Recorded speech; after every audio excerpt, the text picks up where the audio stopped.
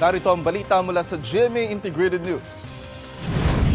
Maulang umaga ang nararanasan ngayon sa halos buong Eastern Visayas. Sinailalim ng Pag-asa sa rainfall advisory ang Eastern Samar, Biliran, Leyte at Southern Leyte. Asahan ng malalakas na ulan hanggang alas 11 ng umaga ayon sa Pag-asa. Ang pag-uulan sa Eastern Visayas ay epekto ng easterlies. Narito naman iba pang balitang binabantayan ng GMA Integrated News. Pag-uulan asahan din sa iba pang bahagi ng bansa kasama ang Metro Manila dahil sa easterlies at mga local thunderstorm. ITCZ naman ang sa Palawan.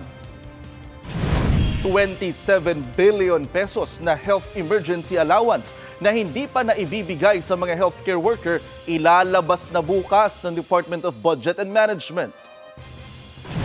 At presyo ng school supplies sa ilang tindahan sa Baclaran sa Parañaque mas mataas kumpara sa price guide na inilabas ng DTI.